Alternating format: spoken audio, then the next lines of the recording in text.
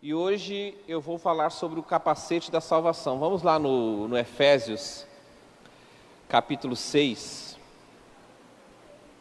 Vamos ler a partir do versículo 14. Portanto, estai, pois, firmes, tendo cingido os vossos lombos com a verdade, e vestida a couraça da justiça, e calçado os pés na preparação do evangelho da paz, tomando sobretudo o escudo da fé, com a qual podereis apagar todos os dardos inflamados do maligno, e também tomai o capacete da salvação, e a espada do Espírito, que é a palavra de Deus. Mas hoje aqui, falamos sobre o escudo da fé, e a fé, ela é capaz de, como diz no versículo anterior, coloca o versículo 16, tomando, com a qual podereis apagar, não é alguns, é todos os dardos inflamados do maligno, com a fé. Com fé, você consegue identificar todas as investidas de Satanás contra a sua vida, e com a fé você consegue apagar todos esses dardos inflamados do maligno. Aí vem, depois de você ter essa proteção do escudo, lembrando o que eu disse na segunda-feira, que esse escudo romano, dos soldados romanos, que é o escudo utilizado como Paulo no exemplo de armadura de Deus, ele era um escudo que ele cobria praticamente todo o corpo do soldado, E principalmente aquele batalhão que ia à frente, ele tinha esses escudos enormes, que cobria quase todo o corpo. E esses escudos, de um lado eles tinham uns buracos, e de outro ele tinha uns ganchos. E esses escudos eles poderiam ser encaixados uns nos outros, criando assim um muro de proteção contra os outros soldados que também estavam junto com eles. Quando eles estavam de frente com um outro exército que estava vindo contra eles, eles podiam encaixar o escudo um no outro e assim se proteger e poder lançar as flechas por cima dos escudos. Esse era o escudo romano. Significa dizer também que além de você ter fé, além de você andar com fé para que você possa se proteger de toda a investida de Satanás, você também precisa e é necessário que você tenha comunhão com as pessoas para que vocês possam juntos vencer todas as investidas. E logo após o escudo, que é proteção, vem obviamente um capacete, que também, é claro, obviamente, é proteção, e esse é muito mais fácil de nós falarmos aqui na igreja sobre o capacete da salvação. Por quê? Porque é algo cotidiano, é algo que a gente usa no dia a dia.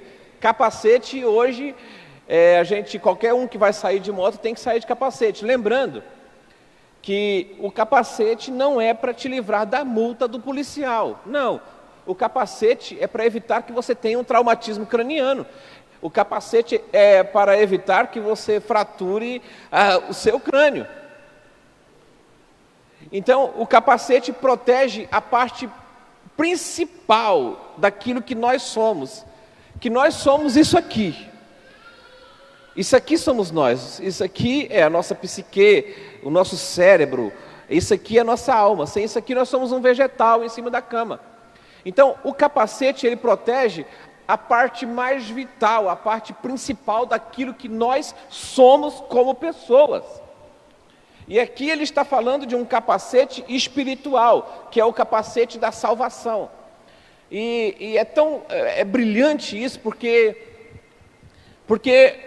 uma das principais investidas de Satanás em nossas vidas é o fato dele mentir o tempo todo, dizendo que nós não somos salvos, dizendo que nós não temos direito à salvação, dizendo que por conta da vida que nós levamos, mesmo que um dia eu tenha professado Jesus como meu único e suficiente Salvador, eu não vou ser salvo. Mentira de Satanás na sua vida. Porque todo aquele que professar Jesus como seu Salvador será salvo. E é por isso que aqui na armadura de Deus, o capacete é salvação. Que você nunca perca isso da sua mente. Que você nunca se esqueça disso. Se você aceitou Jesus como seu Salvador, você é salvo. Você tem direito à salvação. E o inimigo vai ficar o tempo todo falando para você: não, você não merece. Você não pode. Você errou tal dia. Você fez tal coisa errada. Só vamos entender que você precisamos entender. Ninguém é salvo porque merece. Eu não vou ser salvo porque eu mereço. Você não vai ser salvo porque você merece. Nós somos salvos pelo que Jesus fez na cruz. Nós não merecemos. Isso é graça, irmãos. Favor e merecido. A palavra graça significa favor e merecido. Nós não merecemos. Olha o que diz em Efésios capítulo 2, versículos 8 e 9. Efésios 2, 8 e 9. Porque pela graça vocês são salvos, por meio da fé. Preste atenção. Isso não vem de vós, é dom de Deus. Não vem das obras para que ninguém se glorie. Pronto. É pela graça que nós somos salvos. E isso não vem de nós, é dom de Deus. E não somos salvos pelas obras, por algo que nós fizemos. Você pode entregar cesta básica para Rolim de Moura inteira. Pode vender tudo que você tem e comprar tudo em cesta básica, ser bonzinho com todo mundo. Se você não aceitar Jesus, você vai para o inferno. Porque você não é salvo por suas obras, para que ninguém se glorie. Você não é salvo pelo que você faz, você é salvo pelo que Jesus fez. Então você também para de pensar que você vai ser condenado por algo que você já fez. Talvez você esteja acreditando nas mentiras de Satanás para a sua vida. Eu não mereço, eu não vou ser salvo. E Satanás tem mentido para você todos os dias: eu não tenho condições de continuar. Não é por obra sua, não é pelo que você faz, é pelo que Jesus fez na cruz. Então, pastor, significa que eu não preciso ser bom? Claro que precisa. Isso não tem a ver com salvação, isso tem a ver com caráter. Isso tem a ver com ser uma pessoa do bem. Isso tem a ver com ser cristão. Ser bom não é para a salvação, ser bom é para o salvo.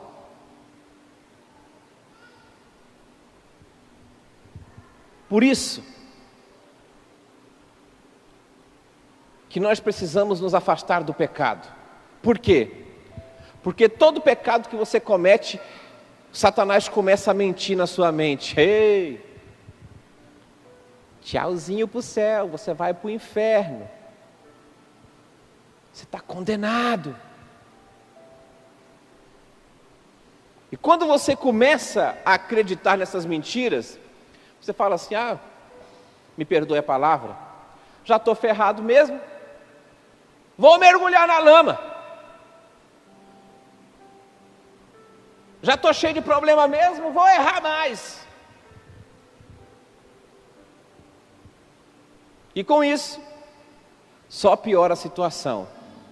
Olha só, o que diz um texto de 2 Pedro, capítulo 2, versículo 22. 2 Pedro 2, 22. Olha só, nós não somos salvos por nossas obras. Somos salvos pelo que Jesus fez naquela cruz. Então não acredite nas mentiras de Satanás. Olha só, 2 Pedro 2, 22. Deste modo, sobreveio-lhes o que por um verdadeiro provérbio se diz: o cão voltou para o seu próprio vômito, e a porca lavada espojadouro de lama.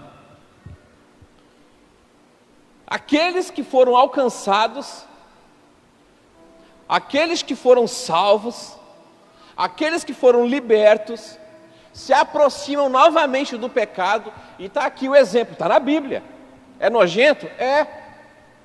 Mas quem já não viu, né? Um cachorro vomitado é porque ir lá e comer o próprio vômito. É a mesma sensação que tem Jesus quando ver você sendo lavado pelo sangue dele, sendo salvo, e daí a pouquinho cometendo o mesmo pecado do qual ele já te libertou, do qual ele já te tirou. É a porca lavada que foi banhada bonitinha, voltando para a lama. É o cachorro que volta a comer o próprio vômito. Credo, pastor, está na Bíblia.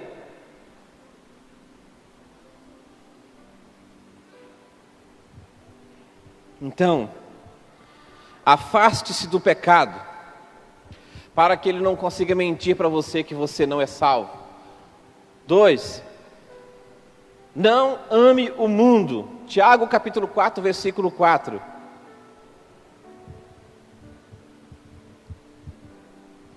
Tiago 4, 4. Adúlteros e adúlteras, não sabeis vós que a amizade do mundo é inimizade contra Deus? Portanto, qualquer que quiser ser amigo do mundo, constitui-se inimigo de Deus. Precisa decidir. Você quer andar igual às coisas do mundo, ou você quer ser amigo de Deus? Senão, o tempo todo você vai sim ficar ouvindo a acusação de Satanás na sua cabeça. Ei, você não é salvo. E é por isso que é o capacete da salvação. Você precisa manter a sua mente intacta, você precisa manter a sua mente focada em Cristo Jesus, você precisa manter a sua mente focada na tua salvação. Capacete da salvação. E onde é que está a salvação, pastor? Como é que nós podemos ser salvos? Já falei aqui no começo. Ninguém é salvo pelo que fez. Nós somos salvos pela graça. Romanos capítulo 10, versículos 9 ao 15.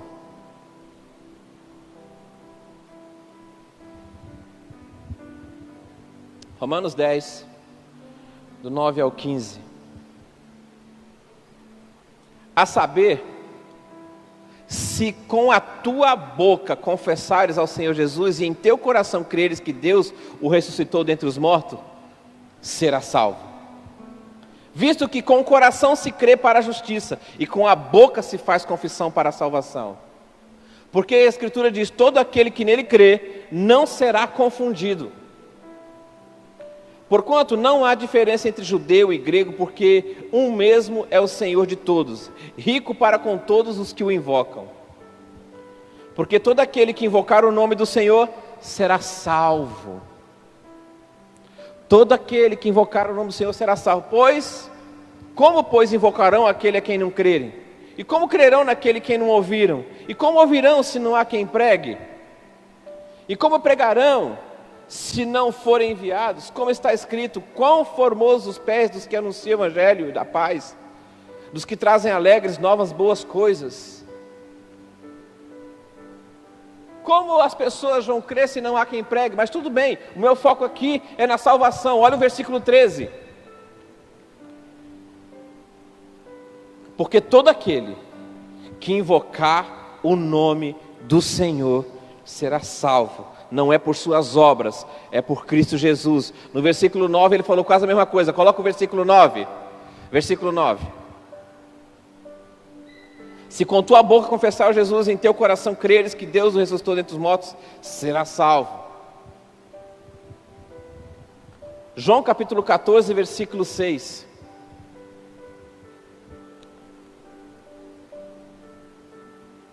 Disse-lhe Jesus, eu sou o caminho, a verdade e a vida, e ninguém vem ao Pai, senão por mim. Jesus é o único caminho para a salvação. Eu sou o caminho, a verdade e a vida, e ninguém vem ao Pai, senão por mim. Jesus, o único nome ao qual nós devamos ser salvos. 1 Timóteo capítulo 2, versículos 3 ao 5.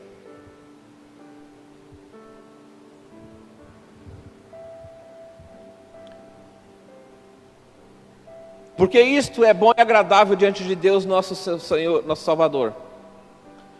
Quer que todos os homens sejam salvos e venham ao conhecimento da verdade.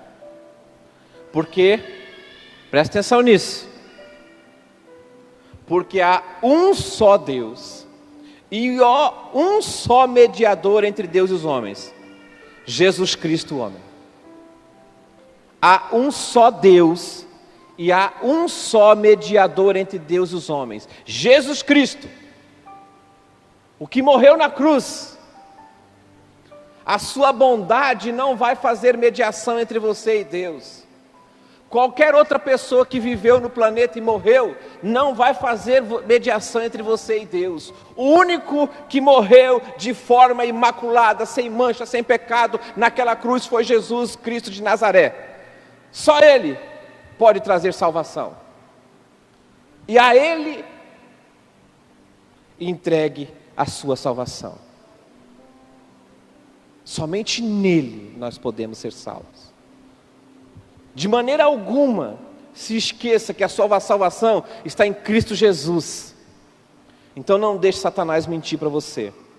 Para terminar, eu quero ler para os irmãos um texto que está em Mateus capítulo 16, versículos 24 ao 27. Todo mundo conhece esse texto. Mateus 26, 24 ao 27. 16, 24 ao 27. Então disse Jesus aos seus discípulos: se alguém quiser vir após mim, renuncie a si mesmo, tome sobre si a sua cruz e siga-me. Porque aquele que quiser salvar a sua vida, perdê-la-á. E quem perder a sua vida por amor de mim, achá-la-á. Pois que aproveita o homem ganhar o mundo inteiro, se perder a sua alma? Ou que dará o homem em recompensa da sua alma? Porque o Filho do Homem virá na glória de seu Pai, com os seus anjos, e então dará a cada um segundo as suas obras. Esse texto aqui, no versículo 24, ele nos fala uma coisa. Tem uma verdade revelada neste versículo 24. Então disse Jesus aos seus discípulos: se alguém quiser vir após mim, renuncie a si mesmo, tome sobre si a sua cruz e siga-me. Toda vez que a gente fala desse versículo, irmãos, a gente pensa num peso. As mulheres pensam assim: tome sobre si a sua cruz, é o meu marido, eu tenho que carregar. Aceitei no altar, é minha cruz. Já o marido pensa: é minha esposa, vou carregar. É uma dor que eu tenho. É um problema que eu tenho, é minha cruz, e vou carregar, não vou perder minha salvação não. Quando Jesus está falando isso aqui, tome sobre si a tua cruz, Ele não está falando de algo ruim não. Quando Ele está falando tome sobre si a tua cruz, Ele está falando assim: tome sobre si a vontade de Deus. Por quê? Porque Ele estava falando do que ia acontecer com Ele. Se quiser vir após mim, tome a sua cruz, porque a minha cruz é a vontade de Deus para a minha vida, para salvar toda a humanidade. Quando Jesus está falando que para tomar a cruz, é a vontade de Deus para a sua vida. Isso talvez pareça realmente ser pesado, porque é realmente pesado, é complicado fazer a vontade de Deus. Porque para fazer a vontade de Deus tem que fazer isso que Ele falou no começo aqui, ó. Renuncie a si mesmo, negue-se a si mesmo.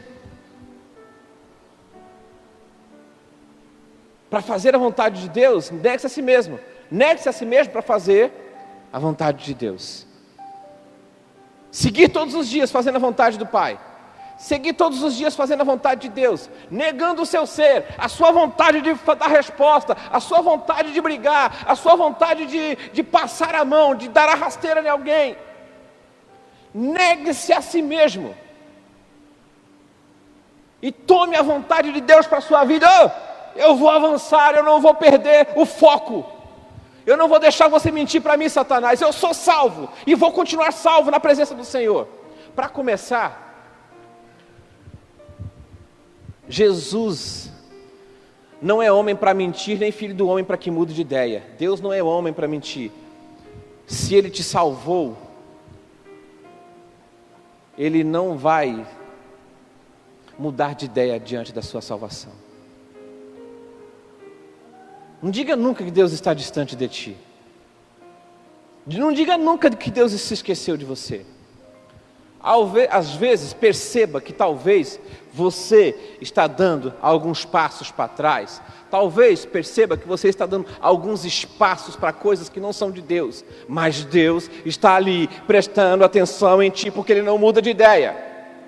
Então não aceite as mentiras de Satanás para a sua vida.